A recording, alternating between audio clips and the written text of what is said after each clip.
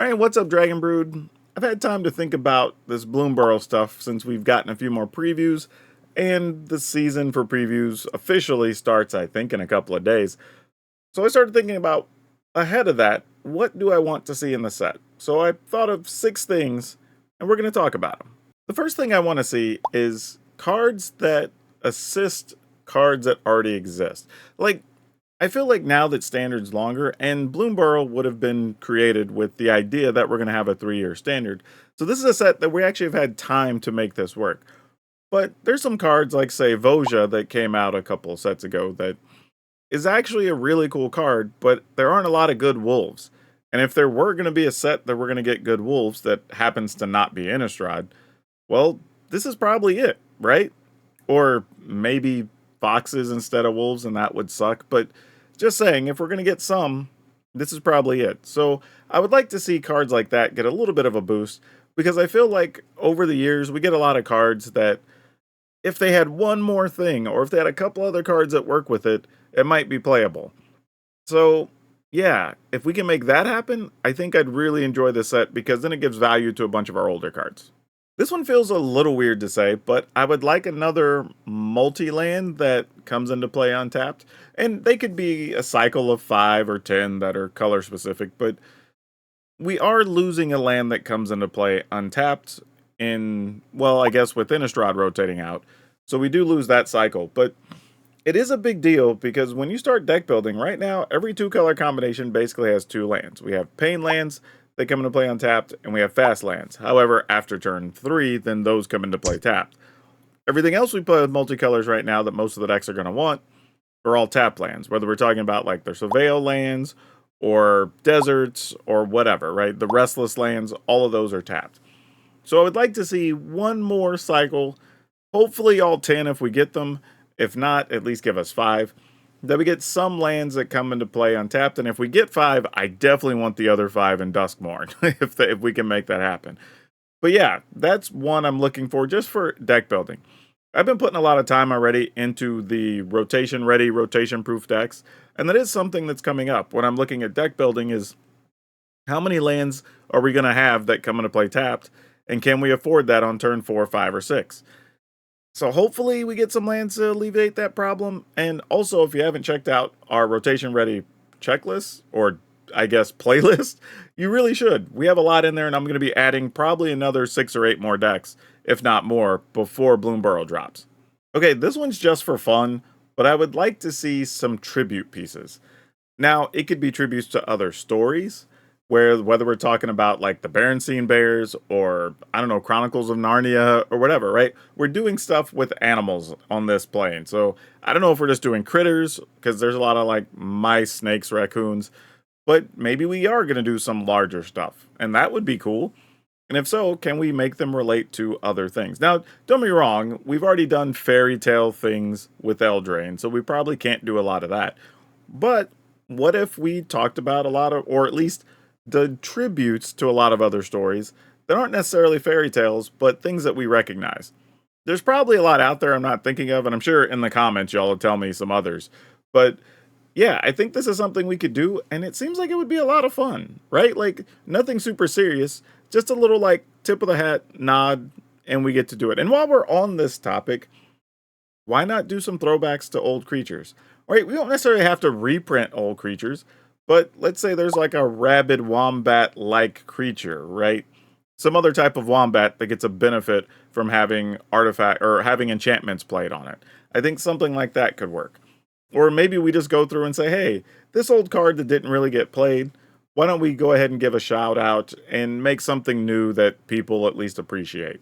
Because then you're getting new cards for the new players, but then still giving a little bit of recognition to your older players of like, hey, remember this thing? That wasn't that good, but it's been upgraded since then, and now you can play with it. Right? Something like that is just real simple, and it fits perfectly in this world. So I'm hoping, crossing my fingers, we get at least a few of those. Okay, this one, very selfish. But one, I don't think we need a bunch more sweepers, so please let's not do that. And instead, let's double down on the creature themes in this set. Like, we should have a bunch of stuff that cares about other raccoons, or snakes, or birds, or whatever. Or when this type of animal comes into play, this other thing happens. Or creature lords for all the other animals of this type. Or maybe there's fun themes of like, I don't know, maybe raccoons all carry equipment or something. I don't like we get turtles and we get a set of 4 that are reminiscent of some turtles that happen to be ninjas, right? Anything like that would be fun. Let's do double down on creature themes. Let's make it about creatures. If we're going to go to a plane that's about creatures or critters or anamorphosizing, as that's a word, a bunch of the characters we know, let's dive in on it, right? Like, we don't have to have all these other. Now, don't get me wrong, we need some enchantments and we need some spells, sorceries or whatever, but make them matter for creature types. I think that would be a lot of fun. People like creatures. And let's be honest, we're only going to be messing with this plane for like 8 weeks before we end up in Duskmourn anyway. So let's have some fun. Let this be the window of time where anybody who likes playing creature themed decks can hop on board and get to play their favorite stuff. And then on top of that, if you bring a lot of people in, this gives us a 3-year window for this set to exist. So anybody who likes this type of stuff, or maybe you just want to introduce the set to somebody because they're into cutesy mice or something, then cool. This will always be standard legal. Always, for the near future, be standard legal, and it'd be a great jumping on point for people. So yeah, let's go hard on the creatures here. That's what I want to see. And I guess tied to that, let's at least make it mid-tier power level. Like, I think one of the things people want to talk about, Karlov Manor, right, not being powerful enough, but honestly, I would say it's not even that it just wasn't powerful enough. Like, it missed on a few things. Like, we were on a plane that didn't really matter for the story. Like, it was a crime thing, but we weren't really in a place that was known for crime, which we could have just done that in New Capenna, which I've griped about before. Like, we introduced a new character to be the lead detective when we could have just done that with some Azorius person anyway. Like, it's just a lot of things that I think just didn't hit. If the power level had been higher, I think people would have got over it. But here, I think if we could just go with Bloomburrow, just mid-tier. I don't think we have to go crazy, because I think Thunder Junction gave us a lot of power, especially with the subset, right? The big score stuff. And I think Duskmourn already looks like it's going to have a few things on that upper end. So let's at least make this mid-tier, so if anybody does want to play with all those creatures, or all the things that care about creatures, assuming they're all in the set, then they're at least on par to be able to be somewhat competitive, and then we can just add a few cards from other sets to finish them off. So let's just push for that. It doesn't have to be way over the top, not asking for that, but just mid-tier power level at least, so that these creature themes matter. Because it's going to be really sad if you get people, and we've seen this before with other sets, but it's going to be really sad if people go and pick up their favorite cards to build like a mouse deck or a snake deck or a raccoon deck or whatever the case ends up being, and then it's not even really that playable, right? That would be a big failing of the set, because if people are drawn to this because it's so different than a lot of the other Magic sets we've done, that's a good thing. But it becomes a bad thing if the cards they get actually don't allow them to win any games of Magic. So yeah, let's try to avoid that. This last one, I didn't really know how to classify it, so kind of story stuff, right? Like, let's try to make it about more than just Jace and, I guess, Vraska. Because, honestly, Jace is involved in so much stuff already, and we already know he's going to be part of this because we've seen him hanging around with loot and all that other stuff. But, like, let's not go too heavy on Jace stuff, because we don't want to get wore out on him. However, I do have a theory that I'm okay with you doing it if there's a chance he eventually becomes the next big bad.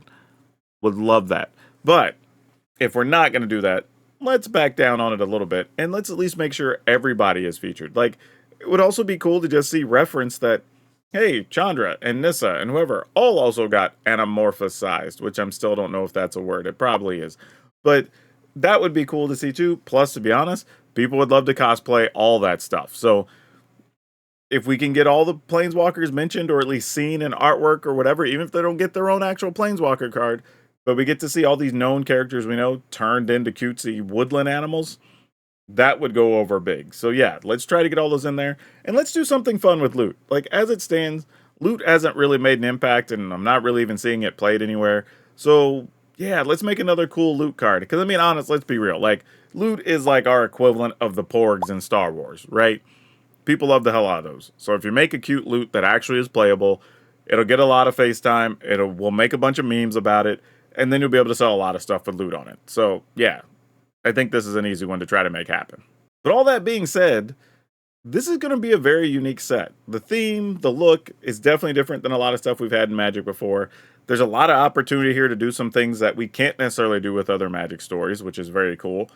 And it's a chance to really double down on creature themes, which we haven't had in a minute. So I'm all for it. And it's a new plane, so we can kind of say all bets are off and do whatever we want. So I hope they really take advantage of that. But y'all let me know in the comments. I'm sure there's something I forgot or something y'all really want to see that I didn't even mention. So let's talk about it. Otherwise, if y'all want to see my review of the recently previewed Bloomburrow stuff, I'm going to link that here so y'all can check that out. But that's all I have for you for now. We'll see you next time.